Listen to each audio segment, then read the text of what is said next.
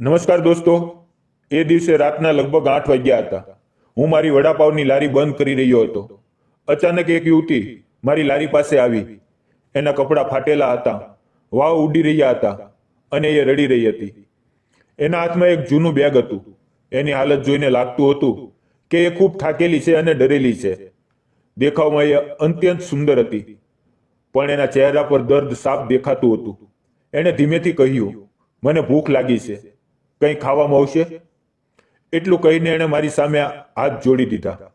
મારી પાસે માત્ર 2 જ વડાપાઉં બચ્યા હતા. મેં એક પાવ પણ વિચાર કર્યા વગર એ બંને પ્લેટમાં કાઢીને એની સામે મૂકી દીધા. એ વડાપાઉં ખાઈ રહી હતી અને એની આંખોમાંથી આંસુ વહેતા હતા. ચારે તરફ કોઈ નહોતું. હું એને જોતો જ રહી ગયો. એ સુંદર હતી, પણ એની હાલત જોઈને મારા મનમાં ચિંતા થઈ રહી હતી. જ્યારે એ જવા માટે ઊભી થઈ ત્યારે એ રાત્રે કંઈક એવું થયું જેણે મારું જીવન બદલી નાખ્યું. તો નમસ્કાર દોસ્તો, મારું નામ આરવ છે. હું માત્ર 30 વર્ષનો છું અને મારો પોતાનો નાનકડો પણ મારો પોતાનો ધંધો છે. હું ચા અને વડાપાવ વેચું છું. રસ્તાની બાજુમાં મારો નાનો પણ ખૂબ લોકપ્રિય ઠેલો છે. દરરોજ સવારથી રાત સુધી હું મહેનત કરું છું અને એ જ મહેનતથી મને સારી કમાણી થાય છે. મારા માતા પિતા હંમેશા કહેતા, ભણી લે, મોટો થઈને નોકરી કરજે. પણ મારું મન ક્યારેય પુસ્તકોમાં નહોતું લાગતું. મને હંમેશા કંઈક પોતાનું કરવું હતું, પોતાનો રસ્તો પોતે બનાવવો હતો. એટલે મોટો થયો ત્યારે મેં નક્કી કર્યું કે હું પોતાનો ધંધો શરૂ કરીશ. અને આજે એ જ ધંધો મારી ઓળખ છે, મારું બધું છે. લોકો કહે છે કે વડાપાવ વેચે છે, એ કયો મોટો ધંધો. પણ હું હંમેશા કહું છું કે ધંધો કદી નાનો નથી હોતો. મહેનત મોટી હોય છે અને એ જ મહેનતથી સાચી કમાણી થાય છે.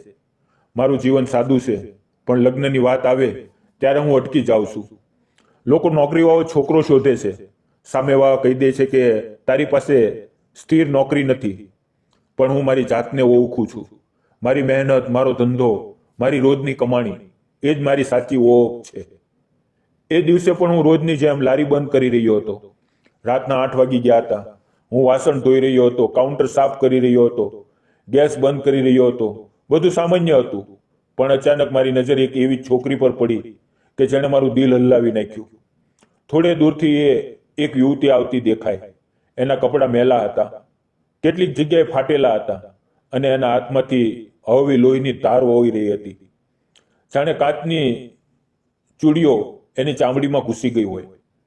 એક પળ માટે મારું દિલ થંભી ગયું. આટલી સુંદર અને આટલી તૂટેલી. એ મારી લારી પાસે આવી અને ખૂબ આદરથી હાથ જોડીને બોલી, કંઈક ખાવામાં આવશે? બદલામાં જો કંઈ કામ હોય તો હું કરી લઈશ. પણ મેં સવારથી કંઈ ખાધું નથી. એનો અવાજ કાપતો હતો. આંખોમાં દર્દ અને લાચારી સાફ દેખાતી હતી. એનો ચહેરો, એનું દુઃખ, એની હાલત, બધું મારા દિલને વીંધી ગયું. મારી પાસે છેલ્લે માત્ર 2 વડાપાઉં બચ્યા હતા. પણ મેં એક પાવ પણ વિચાર્યા વગર એ પ્લેટમાં કાઢીને એની સામે મૂકી દીધા અને કહ્યું, લ્યો, પહેલા ખાઈ લ્યો. એ મને કેટલીક સેકન્ડ સુધી જોતી રહી. એની આંખોની પાછળ ઊંડું દુઃખ પણ છુપાયેલું હતું. થોડી વાર પછી એ ચૂપચાપ ખુરશી પર બેઠી અને ખાવા લાગી. હું લારી બંધ કરતો હતો, પણ મારું મન એની પાસે જ અટકેલું હતું. એના હાથમાં એક જૂની ફાટેલી બેગ હતી. જાણે એની દુનિયા એ જ બેગમાં સમાઈ ગઈ હોય. એ કોણ હતી? ક્યાંથી આવી હતી? આવી હાલતમાં કેમ હતી? મારા મનમાં સેંકડો સવાલ ઉભરાવા લાગ્યા. લારી બંધ કર્યા પછી હું એની પાસે બેઠો. એ વડાપાવ ખાતી હતી અને દરેક નાના ટુકડા સાથે એની આંખોમાંથી આંસુ ખરતા હતા. જાણે એના દર્દની કડવાશ એના દરેક કોષમાં ઘૂસી ગઈ હોય. હું થોડી વાર ચૂપ બેઠો રહ્યો. એને થોડો સમય આપ્યો અને પછી ધીમેથી પૂછ્યું, રડો નહીં, શું થયું? તમારું નામ શું છે? ક્યાંથી આવો છો? મેં પાણી એની સામે મૂક્યું. એણે પાણી પીધો અને થોડી શાંતિ મળી. થોડી ક્ષણ ચૂપ રહી અને પછી એનો કાપતો અવાજ સંભળાયો, મારું નામ માનસી છે. એનો અવાજ ભારે હતો, પણ એમાં સચ્ચાઈ અને દર્દ બંને હતા. હું બીજા રાજ્યમાંથી આવું છું. મને એક યુવક સાથે પ્રેમ હતો. અમે બંને એકબીજાને ખૂબ પ્રેમ કરતા હતા. પણ બધું બદલાઈ ગયું. એની આંખો ભરાઈ આવી. ઘરવાળાને ખબર પડી તો એમણે વિરોધ કર્યો. ખૂબ ગુસ્સે થયા. અમે ઘરેથી ભાગવાનો નિર્ણય કર્યો. આ શહેરમાં આવ્યા. એક નાનકડો રૂમ ભાડે રાખ્યો. શરૂઆતમાં એ મને ખૂબ પ્રેમ કરતો હતો. મારો હાથ પકડીને કહેતો, જો ગમે તે થાય હું તારી સાથે છું. પણ થોડા દિવસ પછી એનું વર્તન બદલાવા લાગ્યું. એ થોડી રોકાય, ઊંડો શ્વાસ લીધો. હું ધ્યાનથી એની વાત સાંભળતો હતો. હું એને લગ્નની વાત કરતી ત્યારે ચૂપ થઈ જતો. કહેતો, લગ્ન જરૂરી નથી, આપણે આમ જ રહી શકીએ. હું એને કહેતી કે મેં ઘર છોડ્યું, મા બાપ છોડ્યા, સમાજ છોડ્યો, હવે તું કેમ બદલાઈ રહ્યો છે? એક દિવસ મેં ખૂબ આગ્રહ કર્યો, મારી સાથે લગ્ન કર. એ વખતે એણે ચહેરો સિકોડ્યો, આંખોમાં એક અજીબ ઠંડક આવી અને કહ્યું, મને તારી સાથે ક્યારેય પ્રેમ નહોતો. એ શબ્દો મારા દિલ પર સીધા વજ્ર જેવા પડ્યા. હું તૂટી ગઈ. મારી દુનિયા એ જ પળમાં ખતમ થઈ ગઈ. એ આગળ બોલી, એ દિવસે અમારો ઝઘડો થયો. એણે મારી પાસે બચેલા થોડા પૈસા છીનવી લીધા. મારી ચૂડીઓ તૂટી ગઈ. હાથ પર ઈજા થઈ. એ મને છોડીને ગાયબ થઈ ગયો. રૂમનો માલિક બારણું પછાડીને સીચો પાડવા લાગ્યો. પૈસા નથી તો નીકળી જા. અને મને રૂમમાંથી બહાર કાઢી મૂકી. સવારથી હું રસ્તા પર ફરું છું. આંખોમાં આંસુ, પગમાં તાકાત નથી, દિલમાં થાક. મારી પાસે એક રૂપિયો પણ નથી. એની વાત સાંભળીને મારા શરીરમાં સનસનાટી દોડી ગઈ. મને નહોતી ખબર કે હવે ક્યાં જાઉં, કોની પાસે જાઉં. હું એકલી, સાવ એકલી હતી. માનસી જે કહી રહી હતી એ સાંભળીને મારું દિલ હલી ગયું. જિંદગીમાં આવું દુઃખ કોઈને ના મળે એવું લાગ્યું. મેં ધીમેથી કહ્યું, ચિંતા ન કર માનસી, જો ઈચ્છા તો હું તને થોડા પૈસા આપી શકું. તમે ઘરે પાછા જાઓ. પણ એ વાત સાંભળતા જ એનો ચહેરો વધુ ઉદાસ થઈ ગયો. ના ના, હું ઘરે નહીં જઈ શકું. મારા માતા પિતાએ મને આટલી મહેનતથી ઉછેરી, મારા માટે બધું કર્યું, અને મેં એમની સાથે ધોકો કર્યો. એમની વિરુદ્ધ જઈને એ છોકરા પર ભરોસો કર્યો. હવે હું એમની સામે કેવી રીતે જાઉં? એમની કેટલી બદનામી થઈ હશે, કેટલું દુઃખ સહન કરવું પડ્યું હશે. મેં તો એમનું દિલ તોડી નાખ્યું છે. હું એમની સામે જઈ નહીં શકું. એના શબ્દો મારા કાનમાં ઘણી વાર સુધી ગૂંજતા રહ્યા. માનસી ઊભી થઈ, મારી સામે હાથ જોડીને બોલી, હું જાઉં છું. તમે આપેલા 2 વડાપાવથી મારી જાન બચી ગઈ. તમે મારા પર મોટો ઉપકાર કર્યો. એટલું કહીને એ ચાલવા લાગી. હું કેટલીક ક્ષણ સ્તબ્ધ રહી ગયો. આટલી સુંદર, આટલી લાચાર અને થાકેલી છોકરી આ ઠંડી અંધારી રાતે એકલી ક્યાં જશે? એની સાથે કંઈ પણ અનહોની થઈ શકે. એ વિચાર મારા મનમાં તોફાનની જેમ ઉઠવા લાગ્યો. મેં ઝડપથી દોડીને એની પાછળ જઈને એનો હાથ હવેથી પકડ્યો અને કહ્યું, માનસી, આમ ક્યાં જાશો? આટલી રાતે એકલી? એ ઊભી રહી ગઈ. એની આંખોમાં ફરી આંસુ છલકાઈ આવ્યા. એ બોલી, જે ભગવાન ઈચ્છે એ થશે, એ જ રસ્તો બતાવશે. એનો અવાજ કાપતો હતો. એ વાત સાંભળીને મારા મનમાં એક જ લાગણી ઉભરાઈ, ચિંતા. હું એની સામે ઊભો રહીને બોલ્યો, મારું ઘર અહીંયા બાજુમાં છે. આજની રાત ત્યાં રોકાઈ જા. સવારે વિચારશું કે આગળ શું કરવું. હું તમારી મદદ કરીશ. તમે હવે એકલા નથી. એ થોડી વાર ચૂપ ઊભી રહી. એની ડરેલી, થાકેલી આંખોમાં થોડોક ભરોસો ઉભરાતો દેખાયો. હું આગળ ચાલવા લાગ્યો ને મારી પાછળ ચૂપચાપ ચાલવા લાગી. થોડી વાર પછી અમે મારા ઘર સામે પહોંચી ગયા. મારું નાનું ઘર. નીચે રહેવાની જગ્યા, ઉપર ટીનના 2 ઓરડા. સાદું પણ સુરક્ષિત. દરવાજો ખોલતા મેં કહ્યું, માનસી, ડર નહીં.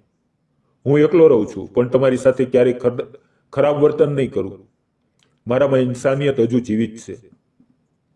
એ મને જોઈ રહી. એની નજરમાં શંકા નહોતી, ફક્ત શાંત, હળવી ચમક હતી. હું એને ઉપરના ઓરડામાં લઈ ગયો. ઓરડો સાદો હતો, સ્વચ્છ હતો અને સૌથી મહત્વનું, સુરક્ષિત હતો. મેં કહ્યું, અહીંયા આરામ કરો. એ થોડી શાંત થઈ. હું નીચે આવ્યો અને યાદ આવ્યું કે મેં ખાવાનું લોજમાંથી મંગાવ્યું હતું. પછી પાછળની કાકી પાસેથી ડબ્બો લઈ પાછો આવ્યો. ત્યારે માનસી ફ્રેશ થઈને બહાર આવી રહી હતી. એના વાવ ભીના હતા. ચહેરા પર થોડી તાજગી હતી, પણ અંદરની બેચેનીની છાયા હજી દેખાતી હતી. મેં હાથમાં લીધેલી સાડી એની તરફ વધારતા કહ્યું, માનસી, આ લે, મારી માની સાડી છે, તમને સારી લાગશે. એની આંખોમાં ચમક ભરાઈ આવી અને એ જ ક્ષણે આંસુથી ભરાઈ ગઈ. એ બોલી, હું તમારી ખૂબ આભારી છું. પછી ધીમેથી પૂછ્યું, તમારું નામ શું છે? મેં હસીને કહ્યું, મારું નામ આરવ છે. એણે માથું હલાવીને પૂછ્યું, તમે એકલા રહો છો? મેં કહ્યું, હા, હાલ એકલો જ. મારા માતા પિતા ગામડે રહે છે. એમને ગામની હવા, શાંતિ, ખેતર વધુ પસંદ છે. શહેર એમને ક્યારેય ગમ્યું નહીં. એ સાડી હાથમાં પકડી રહી હતી. એ વખતે એના હાથનો હળવો સ્પર્શ મારા હાથ સાથે થયો અને કેટલીક ક્ષણ માટે અમારી નજર એકબીજા પર અટકી ગઈ. એ પળે અમારી વચ્ચે એક અનકહી શાંતિ, એક હળવી ગહેરાઈ અને એક કોમળ ઓઢણ જેવું લાગ્યું. મેં માહોલ હળવો કરવા કહ્યું, હું કાકી પાસેથી ખાવાનું લાવ્યો છું, નીચે આવ, થોડું ખાઈ લે. એ થોડી શરમાઈ અને બોલી, હજી તો વડાઓ ખાધા છે. મેં કહ્યું, થોડું તો ખાઈ લ્યો, નીચે તમારી રાહ જોઈશ. એ ધીમેથી હસી. એની આંખોમાં હળવી લાજ અને સુરક્ષિત થવાનો અહેસાસ દેખાયો અને એ ઉપર ચાલી ગઈ. હું નીચે આવ્યો. 2 થાળીમાં ચોખા, શાક, રોટલી પીરસી અને બેસી ગયો. થોડી વાર પછી માનસી નીચે આવી. સાડી એના પર અત્યંત સુંદર લાગી રહી હતી. એ મારી સામે બેઠી. થોડી ક્ષણ અમે ચૂપચાપ ખાતા રહ્યા. અચાનક મને ઉધરસ આવી અને શ્વાસ અટકી ગયો. માનસી તરત ઊભી થઈ, રસોડામાં દોડી ગઈ, પાણીનો ગ્લાસ લઈને આવી અને મારી સામે મૂક્યો. એની એ ગભરાટ, એ ચિંતા, એ મા જેવી કાળજી મારા દિલને ઊંડે સુધી સ્પર્શી ગઈ. મેં પાણી પીધું, પોતાને સંભાળ્યું અને ધીમેથી કહ્યું, આભાર. એ હસી અને બોલી, આમાં આટલી મોટી વાત શું છે? અમે શાંત માહોલમાં ખાવાનું પૂરું કર્યું. મંદ પ્રકાશમાં એનો ચહેરો શાંત અને માસૂમ લાગતો હતો. એણે કહ્યું, તમારું ઘર ખૂબ સારું છે. મેં હસીને કહ્યું, સાદું છે, પણ તમારા માટે સુરક્ષિત છે. પછી મેં કહ્યું, રાત થઈ ગઈ છે, ઉપર જાઓ, આરામ કરો. મેં એને સાફ ચાદર અને ગરમ કંબલ આપ્યા. એણે કહ્યું, આભાર, અને સીડી ચડવા લાગી. એના દરેક પગથિયાનો અવાજ મને સંભળાતો હતો. ઉપર પહોંચીને એણે એકવાર પાછો વળીને જોયું. એ નજરમાં એક અલગ અહેસાસ હતો. પછી એ ઓરડામાં ચાલી ગઈ. હું બહાર આંગણામાં આવ્યો. ત્યાં ખાટલો ગોઠવીને સૂઈ ગયો. એ રાતે મારા દિલમાં એક અલગ શાંતિ, એક સંતોષ હતો. સવારે સૂર્યની ગરમ કિરણો ચહેરા પર પડી ત્યારે હું જાગ્યો. મારી નજર ઉપર ગઈ. માનસી ત્યાં ઊભી હતી. એ મને જોઈ રહી હતી. જેવો મેં એને જોઈ કે એ થોડી શરમાઈ ગઈ. એના ચહેરા પર હળવો સંકોચ અને નવા દિવસની તાજગી દેખાતી હતી. હું ઉઠ્યો, ચહેરો ધોયો, ફ્રેશ થયો અને એના ઓરડા પાસે ગયો. દરવાજો અડધો ખુલ્લો હતો. મેં ધીમેથી ટકોર કરી. દરવાજો ખુલ્લો છે, એનો અવાજ આવ્યો. હું અંદર ગયો. માનસી તૈયાર હતી. ચહેરા પર થોડું સુકૂન હતું. એ પોતાની બેગ હાથમાં લઈને મારી સામે આવી અને શાંત અવાજે બોલી, હું હવે જાઉં છું. એ વાત સાંભળતા જ મારા મનમાં એક ખાલીપો ઉતરી આવ્યો, જાણે કોઈએ દિલ પર ભારે વજન મૂકી દીધું હોય. હું તરત એની સામે ઊભો થઈને બોલ્યો, અરે માનસી, તું હવે ક્યાં જઈશ? દુનિયા ખૂબ મોટી છે, પણ એક છોકરી માટે ખૂબ કઠોર પણ છે. એ હળવી હસી, પણ એના હાસ્યમાં છુપાયેલું દુઃખ સાફ દેખાતું હતું. એ બોલી, જોઈશું. રસ્તો જ્યાં લઈ જશે ત્યાં જઈશ.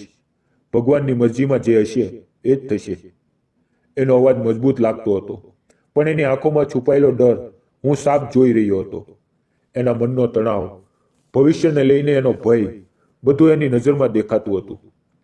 મને લાગ્યું કે આ છોકરી હજી પણ તૂટવાની કગાર પર છે અને એને સહારાની જરૂર છે. હું એની સામે ગંભીર અવાજે બોલ્યો, માનસી, મારી વાત સાંભળો. તું અંત્ય સુંદર છે, પણ આ હાલતમાં એકલી રસ્તા પર ફરવું સુરક્ષિત નથી. ઓછામાં ઓછું થોડા દિવસ અહીંયા રોકાઈ જા. હું તારી સાથે કંઈ ખરાબ નહીં કરું. તે મને ઓળખી લીધી છે. એ ચૂપ ઊભી રહીને વિચારતી રહી. પછી બોલી, અહીં રહીને હું શું કરીશ? જો કંઈ કામ હોય તો કહો, હું કામ કરવા તૈયાર છું. તમારી ઓળખાણમાં કોઈની પાસે કામ હોય તો જુઓ. એના શબ્દોમાં એક નિષ્કપટ ભરોસો હતો. મેં થોડું વિચાર્યું અને કહ્યું, કામ થોડું મુશ્કેલ છે, પણ શક્ય છે. મારા વડાપાવની લારી પર મારી સાથે કામ કર. ચા બનાવતા શીખી લેજે. વડાપાવ બનાવવાનું હું શીખવીશ અને હું તને દરરોજ પૈસા આપીશ. રોજ થોડા થોડા, પણ તું પોતાના પગ ઉપર ઊભી થઈ જઈશ. સાચું કહું, તારી મદદ કરતા મને પણ હિંમત મળશે. માનસીના ચહેરા પર આશાની નવી ચમક ઉભરી. એણે ધીમેથી બેગ નીચે મૂકી દીધી અને બોલી, જો તમને ગમે તો હું આપણા બંને માટે ખાવાનું બનાવી દઉં. એટલે મારું મન પણ હળવું થશે. એના એ ઉત્સાહમાં તાજગી હતી, આત્મવિશ્વાસ હતો. મેં એને રસોડું બતાવ્યું. અહીંયા બધું જ છે, જે ઈચ્છો એ બનાવ. માનસીએ તરત રસોડામાં કામ શરૂ કરી દીધું. સૌથી પહેલા એણે બંને માટે ગરમા ગરમ ચા બનાવી. ચાની ખુશ્બુ ઘરમાં ફેલાઈ ગઈ. અમે ચા પીધી. પછી એણે ખાવાનું બનાવવાનું શરૂ કર્યું. ચોખા, શાક, રોટલી બધું ખૂબ સરસ રીતે, શાંતિથી અને પ્રેમથી બનાવતી. એનો ચહેરો જોઈને લાગતું કે એ પોતાના દુઃખમાંથી બહાર નીકળવાની કોશિશ કરી રહી છે, પોતાને કામમાં વ્યસ્ત રાખીને સંભાળી રહી છે. અમે બંનેએ સાથે ખાવાનું ખાધું અને થોડીવાર પછી વડાપાવની લારી તરફ નીકળી પડ્યા. એના ચહેરા પર નવી ઉર્જા હતી. ઠેલે પહોંચીને મેં તાવું ખોલ્યું અને એણે આગળનું લૂછ્યું, કાઉન્ટર ચોખ્ખું કર્યું, કપ સરખા કર્યા, બધો સામાન વ્યવસ્થિત કરી દીધો. એની દરેક હરકત જોઈને મને ગર્વ થયો. દુનિયાએ એને ફક્ત દુઃખ આપ્યું હતું, પણ એ હજી પણ લડવા તૈયાર હતી. મેં બટેટાનું મિશ્રણ તૈયાર કર્યું, મસાલા નાખ્યા, આદુ લસણની પેસ્ટ બનાવી. માનસી મારી બિલકુલ પાસે ઊભી હતી.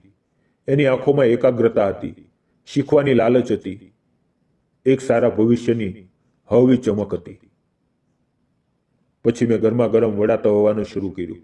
ગરમ તેલમાં પડતા વડાનો અવાજ, એમાં એક અલગ મધુરતા હતી. માનસી એ જોઈને ખુશ થઈ ગઈ. એણે કહ્યું, શું હું બનાવી જોઉં? મેં હસીને કહ્યું, હા બનાવ. એણે પણ કેટલાક વડા બનાવીને તળ્યા. આકાર થોડા અલગ હતા, પણ એનો ઉત્સાહ જોઈને આખો મહલ ખુશીથી ભરાઈ ગયો. થોડી જ વારમાં ગ્રાહકો આવવા લાગ્યા. માનસીએ ગ્રાહકોને વડાપાવ આપવા, ચા આપી, પૈસા સંભાળવા બધું જ શરૂ કરી દીધું. એણે એટલી લગનથી કામ કર્યું કે મને લાગ્યું કે થોડા જ દિવસમાં આ છોકરી આખો ઠેલો એકલી સંભાળી લેશે. બપોરે અમે ડબ્બો કાઢ્યો અને સાથે બેસીને ખાધું. એના ચહેરા પર થકાન અને સંતોષ બંને દેખાતા હતા. અમારી વચ્ચેની ખામોશીમાં પણ એક અલગ સંવાદ હતો. સાંજના 7:30 વાગ્યે અમે ઠેલો બંધ કર્યો, સામાન ગોઠવ્યો, કાઉન્ટર સાફ કર્યું, લાઇટ બંધ કરી અને પછી બંને અંધારા રસ્તા પર ચાલવા લાગ્યા. એના ચહેરા પર દિવસભરની મહેનતની ચમક. એ બોલી, આભાર મને મોકો આપવા બદલ. મેં હસીને કહ્યું, માનસી સાચું કહું, તારા કારણે મારું કેટલું કામ હળવું થઈ ગયું છે. તું કલ્પના પણ નથી કરી શકતી. તે બધું એટલી સરળતાથી શીખી લીધું. એના ચહેરા પર શરમાવ મુસ્કાન ખીલી ઉઠી. ઘરે પહોંચતા જ એ તરત રસોડામાં ગઈ અને બંને માટે ખાવાનું બનાવવા લાગી. અમે બંને શાંત માહોલમાં ખાધું. પછી થોડી વાર ચૂપચાપ બેઠા. વાતો ઓછી હતી, પણ મન એકબીજાને સ્પર્શી રહ્યા હતા. થોડા સમય પછી એ ઉપર પોતાના ઓરડામાં સૂવા ગઈ. હું બહાર આંગણામાં ખાટલો ગોઠવીને સૂઈ ગયો. દિવસો પસાર થતા ગયા. અમારી દિનચર્યા નક્કી થઈ ગઈ. હું ઠેલો ખોલું, માનસી મારી સાથે કામ કરે, બપોરે સાથે ખાઈએ, સાંજે ઘરે આવીએ. એ ખાવાનું બનાવે, પછી અમે બંને ક્યારેક વાતો કરીએ કે શાંત બેસીએ. બધું એટલું સહજ અને સ્વાભાવિક થઈ ગયું હતું કે જાણે આ જીવન પહેલેથી જ અમારું હતું. માનસીને મારી પાસે આવીએ લગભગ 1 મહિનો પૂરો થઈ ગયો હતો અને એ દિવસોમાં મારા જીવનમાં એક નવો રંગ ભરાઈ ગયો હતો. એક દિવસ મેં ઠેલા પર કમાયેલા પૈસામાંથી એને થોડા પૈસા આપ્યા, પણ જેવા પૈસા એના હાથમાં મૂક્યા કે એની આંખો ભરાઈ આવી. એણે હાથ પાછા ખેંચી લીધા અને કાપતા અવાજે કહ્યું, ના, હું તમારી પાસેથી પૈસા નહીં લઈ શકું. તમે મારી ખૂબ મદદ કરી છે. સાચું વિચારો, જો એ રાતે તમે ના મળ્યા હોત તો આજે મારી શી હાલત હોત? લોકો મને લૂંટી લેત, સતાવત, પણ તમે એવું કંઈ કર્યું નહીં. તમે મને સહારો આપ્યો, આશ્રય આપ્યો, ખાવાનું આપ્યું. હું તમારી ઋણી છું. એના શબ્દોએ મારા દિલમાં ગરમાહટ ભરી દીધી. મેં એની આંખોમાં જોયું અને સમજી ગયો, આ છોકરી અંદરથી કેટલી સ્વચ્છ, કેટલી કોમળ છે. એ ફક્ત પરિસ્થિતિનો ભોગ બની છે.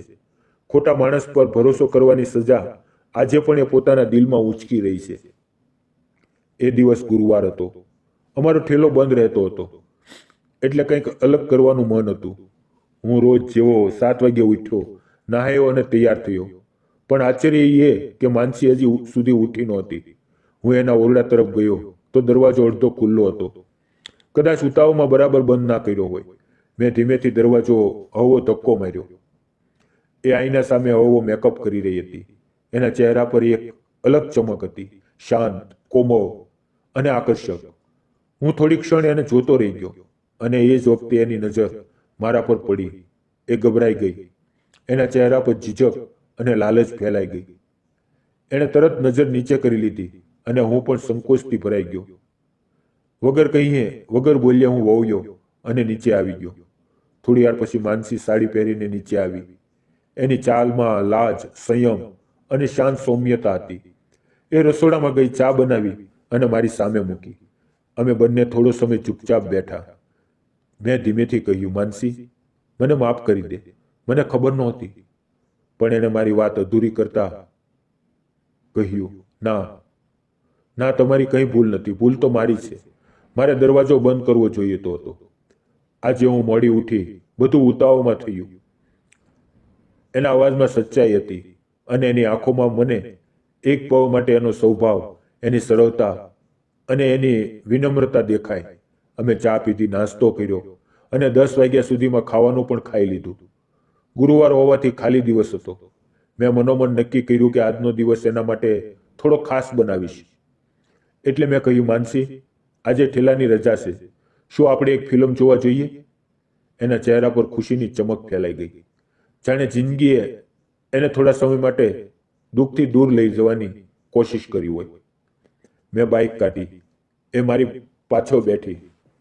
એનો હાથ હવેથી ખંભા પર ટેકાયો. અમે થિયેટર પહોંચ્યા. 2 ટિકિટ લીધી. અંદર એક રોમેન્ટિક ફિલ્મ ચાલી રહી હતી. મંદ પ્રકાશ, ઠંડી હવા, મધુર સંગીત અને મારી પાસે બેઠેલી માનસી. એના ચહેરા પર હળવી મુસ્કાન, આંખોમાં ચમક. અમે પોપકોર્ન લીધું. જ્યારે પણ અમારો હાથ એક જ પોપકોર્ન તરફ જતો ત્યારે હાથનો હળવો સ્પર્શ થતો અને એ શરમાઈને હસતી. મારા મનમાં એક કોમળ લહેર ઉઠતી. એ અંધારા હોલમાં એની પાસે બેસીને ફિલ્મ જોવી મારા માટે કોઈ સુંદર સ્વપ્ન જેવું હતું. જાણે અમારી આત્માઓએ ધીમે ધીમે એકબીજા સાથે વાતો કરતી હોય. ફિલ્મ પૂરી થઈ તો બપોર થઈ ગયા હતા. પાસે જ એક મોટી કપડાની દુકાન હતી. હું એને ત્યાં લઈ ગયો. એ અલગ અલગ સાડીઓ જોઈ રહી હતી. એમની આંગળીથી હળવો સ્પર્શ કરતી હતી અને ક્યારેક મને જોઈને ધીમેથી હસી દેતી. મેં કહ્યું, માનસી, તને જે સાડી ગમે એ લઈ લે. આજનો દિવસ તારો છે. એ તરત બોલી, હું કેવી રીતે લઈ શકું? તમે મારા માટે પહેલેથી જ ખૂબ કરી ચૂક્યા છો. પણ મેં જીત કરી. આખરે એણે 2 અત્યંત સુંદર સાડીઓ પસંદ કરી જે એના સૌંદર્યને વધુ નિખારતી હતી. એના ચહેરા પર ખુશીની જે ચમક હતી એ જોઈને મારું મન સંતોષથી ભરાઈ ગયું. અમે બંને ઘરે પાછા આવ્યા. થોડો આરામ કર્યો. સાંજના 7 વાગ્યે માનસી નીચે આવી. એણે ખૂબ સ્વાદિષ્ટ ખાવાનું બનાવ્યું હતું. ખુશ્બુ આખા ઘરમાં ફેલાઈ ગઈ હતી. અમે બંને સાથે બેસીને ખાવા લાગ્યા. આજે જાણે અમારા જીવનમાં એક અલગ જ ખુશી ઉતરી આવી હતી. રાતે હું આંગણામાં ખાટલા પર બેઠો હતો. ઉપર આકાશમાં તારા ચમકતા હતા. થોડી વારમાં માનસી મારી પાસે આવીને બેઠી. આજે પહેલી વાર એ આટલી નજીક આવી હતી. અમે બંને આકાશ તરફ જોઈ રહ્યા.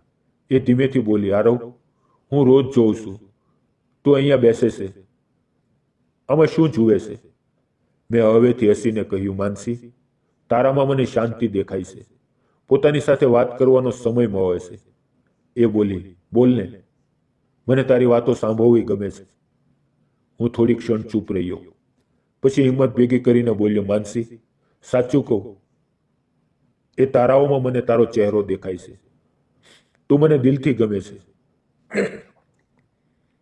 મારા શબ્દ સાંભળીને એ ચોંકી ગઈ. એની આંખોમાં આંસુ ભરાઈ આવ્યા અને આંસુ એના ગાલ પર વહેવા લાગ્યા. મને લાગ્યું કે કદાચ મેં ખોટું બોલી દીધું. મેં એના આંસુ લૂછ્યા અને અચાનક માનસી કાપતા અવાજે બોલી, આરવ, સાચું તને હું ગમું છું? મારા જીવનમાં આટલું દુઃખ, આટલું દર્દ, તો પણ હું તને ગમું છું? એની આંખોમાં એવી ચમક હતી જાણે મને કહી રહી હોય, હા, મેં આ પ્રેમ સ્વીકારી લીધો છે. મેં એનો ચહેરો બંને હાથમાં લીધો. અમારી નજરો એકબીજામાં ખોવાઈ ગઈ.